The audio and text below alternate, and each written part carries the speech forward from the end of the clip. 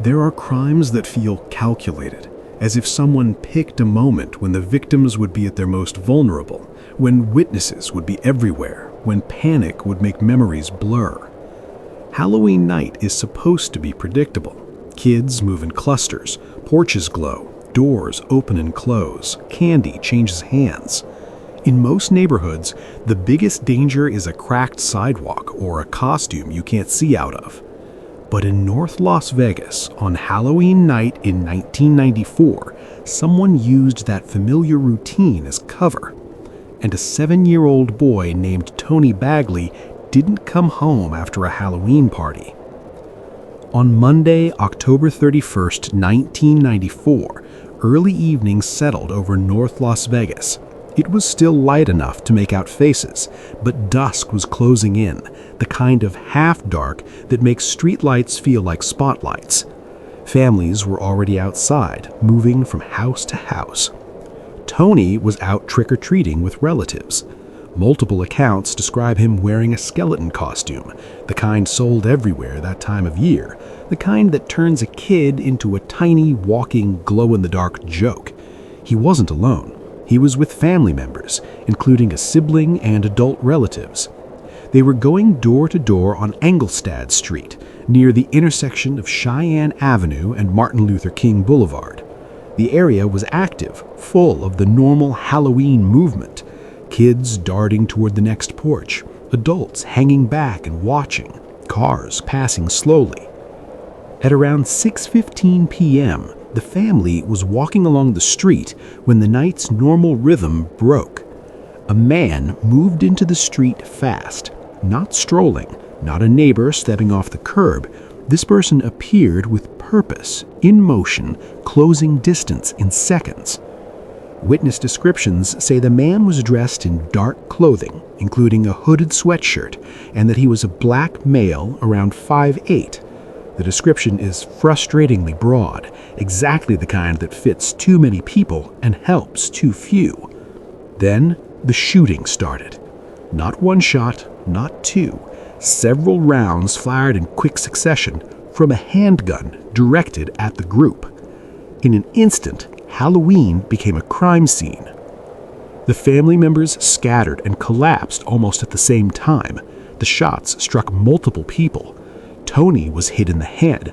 Others were hit as well, his relatives suffering wounds serious enough to require emergency treatment, including one family member who reportedly needed surgery for an internal injury. And then, just as abruptly as it began, it ended. The shooter didn't stand around. He didn't continue down the street. He didn't fire into the air to frighten people or shout threats that would explain the motive. Instead, he moved back toward a vehicle. Accounts say the gunman got into a waiting car and sped away, reportedly with the headlights off. It was over in seconds, but the consequences lasted. The first calls to police came in quickly. Halloween ensures witnesses, and this attack happened in public with people outside. Officers responded into chaos, frightened neighbors, screaming family members, and the sickening confusion that followed a sudden burst of violence in a place that was supposed to be safe. Tony and the other victims were taken for medical care. While his relatives survived, Tony's injury was catastrophic. Reports say he was placed on life support, but he later died from his wounds. For investigators, the immediate questions were obvious and brutal. Who would open fire on a family during trick-or-treating, and why? At first glance, nothing about the scene screamed robbery. The shooter didn't appear to demand property. Nothing suggests he tried to take a purse or a wallet. He didn't chase after anyone to retrieve something. The act looked like an ambush. Quick, targeted violence followed by a fast escape. But targeted violence brings another question. Targeted at whom? Because this wasn't a single victim walking alone. It was a group. In a group attack, the shooter might be aiming at one specific person, assuming the rest are collateral. Or the shooter might be trying to punish the family as a whole, sending a message meant to terrify. Investigators canvassed the neighborhood. On a night like Halloween, the number of potential witnesses is huge. Even if dozens of people saw the shooter, not everyone saw the same thing. Some may have seen the man approach, others only saw the car peel away. Some may have heard the shots but never looked directly at the shooter. In cases like this, detectives often end up with a patchwork of impressions instead of one clean narrative. Still, investigators developed suspect theories early. Over time, the public has heard a few possibilities repeated, carefully phrased as speculation, not established fact. One theory, the shooting was retaliation connected to drug activity, a deal gone bad scenario, where someone felt wronged and struck back violently. Another theory, the intended target wasn't even outside with the family at that moment.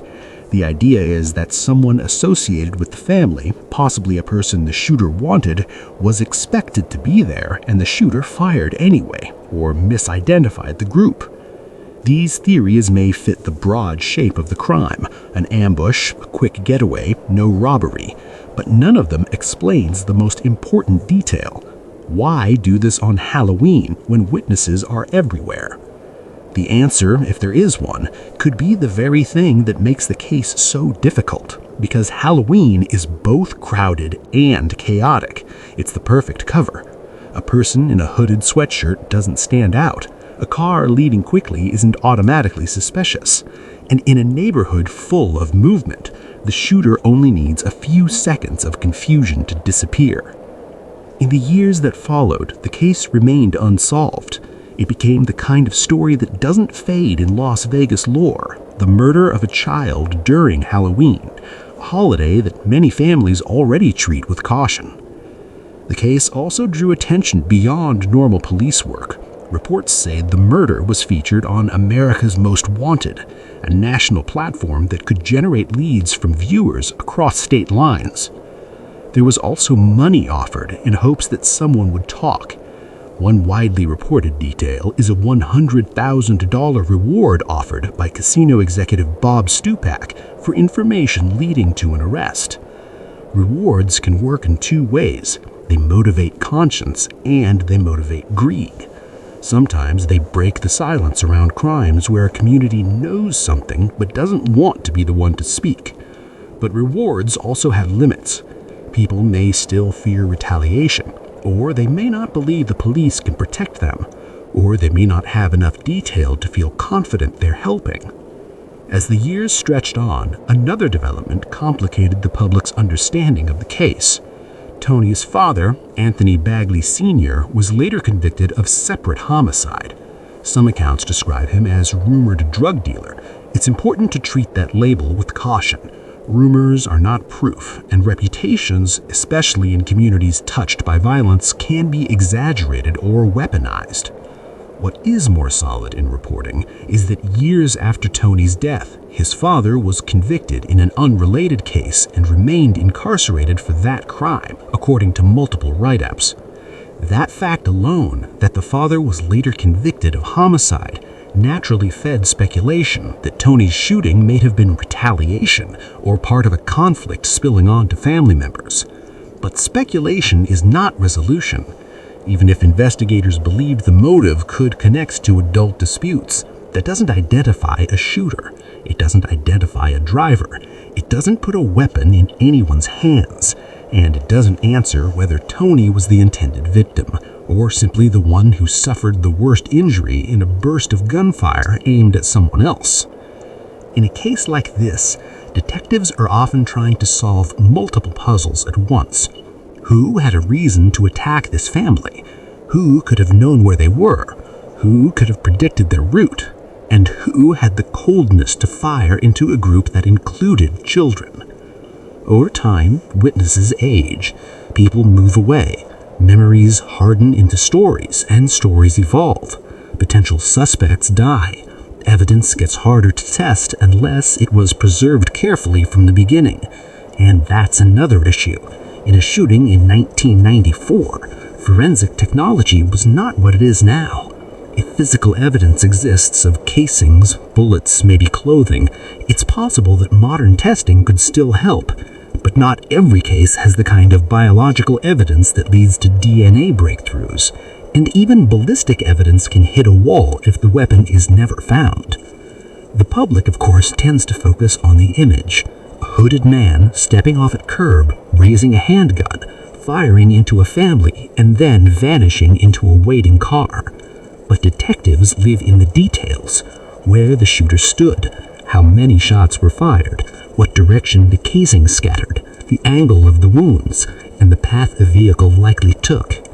The phrase waiting vehicle alone implies planning. It suggests the shooter didn't arrive alone. Even if the trigger was pulled by one person, another person may have been involved. Someone who drove, someone who knew the route, someone who helped hide the gun afterward. And in many crimes, the driver isn't the mastermind, but the driver often knows more than they admit. Despite all the attention, the case remains unsolved. No one has been publicly named as a person of interest in a way that led to a prosecution. No arrest has closed the file. And so, decades later, the story still ends the same way. A child killed on Halloween, a family forever marked, and a community left with questions. But cold cases don't stay cold only because detectives stop caring. Often, they stay cold because the final piece is held by a person who is choosing silence, or by someone who believes what they know isn't important enough to mention. Sometimes the break comes from something small, a comment overheard years ago, a story that never made sense until now, a weapon someone kept as a trophy, a driver who finally decides they're tired of carrying it. The North Las Vegas Police Department has urged anyone with information about Tony Bagley's killing to come forward, even after all this time. Because even decades later, one name can turn a story into a case, and a case into an arrest. Halloween is a night built on masks, but the person who did this didn't just hide behind a costume. They hid behind a crowd, and somewhere, someone knows exactly who that was. Number 2. Nori Amaya. On Saturday night, October 31st, 2009, Halloween, Washington, D.C. was doing what it always does on a holiday weekend. Restaurants were busy, clubs were crowded, and the streets were full of people dressed as someone else. That night, Nori Amaya, a 38-year-old restaurateur, finished work at the U Street restaurant she co-owned with her brother. Friends knew her as energetic, social, and devoted to dancing, especially salsa. In some circles, she was even known by a nickname, the Salsa Queen. By late evening, Nori was out in D.C. enjoying the Halloween scene. Reporting from the Time describes her wearing a long black dress and a Halloween mask decorated with peacock feathers when she headed into the night. She visited clubs and spent time in areas known for nightlife. To investigators later reviewing her final hours, this mattered because her movements that night were fairly ordinary. A busy city, crowded venues, and a woman who was known to go out dancing. But something about that night also stood out. At some point, Nori was seen leaving a club upset, described in later case coverage as leaving in tears and heading home. The reason why she left that way has never been publicly confirmed in a way that clearly explains what happened later. Investigators and family members would spend years trying to understand whether that moment was connected to what followed. What is known is this: Nori returned to her apartment building in the early hours of the next morning. Nori lived at the Woodner Apartments, a large building at 3636 16th Street, NW. In the early hours of Sunday, November 1st, surveillance video captured Nori entering the building lobby. The exact time has been reported as around 2 a.m. in some summaries and about 2:30 a.m. in others. But the key point remains consistent. It was after the clubs let out, and while Halloween costumes and masks were still everywhere. The footage reportedly shows her entering the lobby, briefly interacting at or near the front desk, checking her mail, and heading down the hallway toward the elevators and her floor. That is the last time Nori Amaya is known to have been alive. If someone entered with her or followed behind, the holiday made identification harder than it would be on an ordinary weekend. A mask on Halloween isn't suspicious. A costume isn't memorable. In a lobby camera feed on that night, you could see dozens of people, many of them disguised. And if the killer was among them, the timing could not have been more convenient. Sunday came and went, and people began to notice Nori was unusually quiet. Friends and family described Nori as someone who had a routine, especially around work. She was closely tied to the restaurant business and her family. When she didn't appear, it was concerning, but not immediately shocking. People miss a shift. People sleep in after a late night. Halloween weekend practically invites that. But then the silence continued.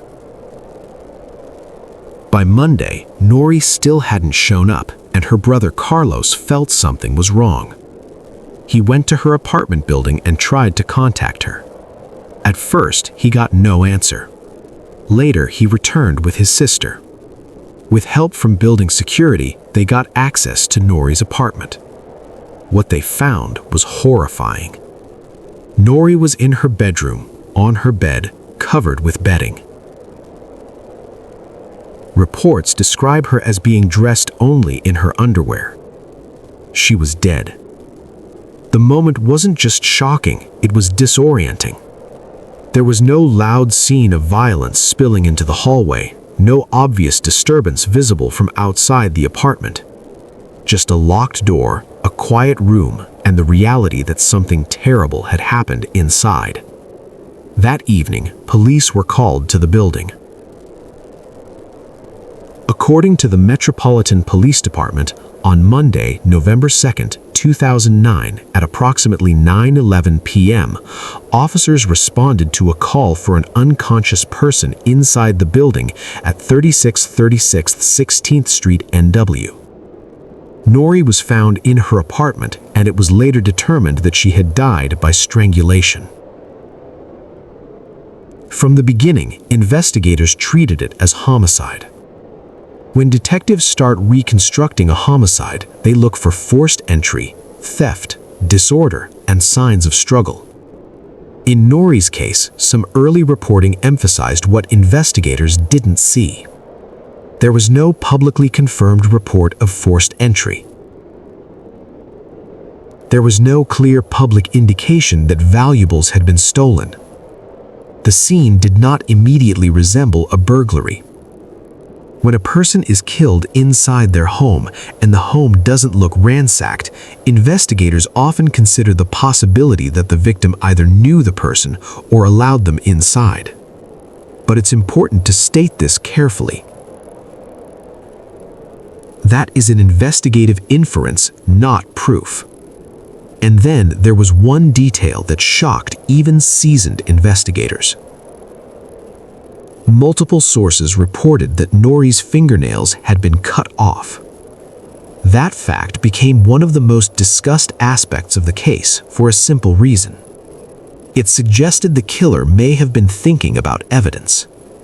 In many violent struggles, a victim scratches an attacker.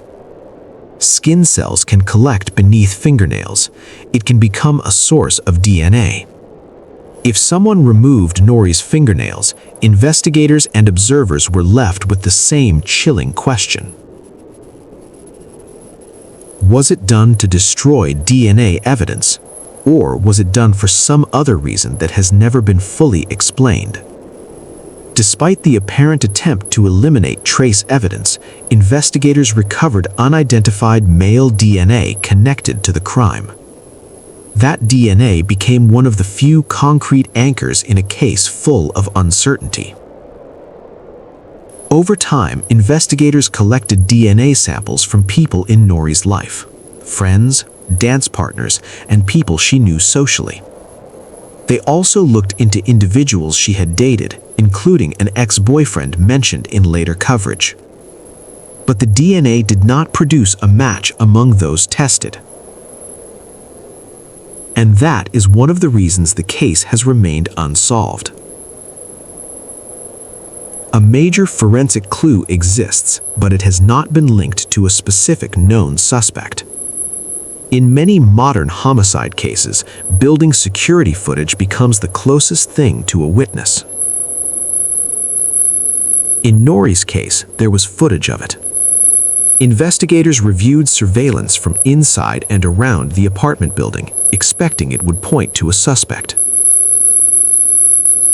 Someone entering around the same time, someone following her, someone leaving at a suspicious hour. But Halloween created a unique obstacle. According to later case coverage, almost everyone passing the cameras was wearing a mask or costume. This turned the footage into a cruel irony. On a normal weeknight, a face on camera can lead to an ID. On Halloween weekend, even a clear camera shot might show nothing but a disguise. So investigators were left with the question, was the killer hiding behind a costume or hiding in plain sight? But even with that structure, major questions remain unanswered. Who was the person she spoke to in the lobby, if anyone? Did someone enter the building with her, or were they already inside? Did she know her killer, or did the killer exploit a moment of vulnerability? Was the fingernail removal a deliberate attempt to erase evidence? These are the kinds of questions that keep a case open for years because they shape where investigators look next. When a homicide has no arrest, motive becomes a magnet for speculation. With Norie's case, public reporting has mentioned investigators looking at various avenues, including finances and personal relationships. Friends and family have also expressed their own belief that the killer likely wasn't a random stranger because of the setting and the lack of obvious forced entry. But none of that has been proven in court. No one has been charged, and without that legal anchor, every theory remains only that, a theory. Why this case still matters. Norie Amaya was not anonymous in her city. She was a business owner, a recognizable face in the community around U Street, and someone with a large social circle. Her death left a hole in that community, and it also left a mystery that still hasn't been resolved. And on a practical level, her case highlights something unsettling. A holiday that encourages disguise can also make an investigation harder. If you've made it this far, thank you for watching. Feel free to share your thoughts or theories in the comments below. I read every one. If you found this story interesting, consider subscribing and sharing it with others. Thank you again for watching, and I'll see you in the next video.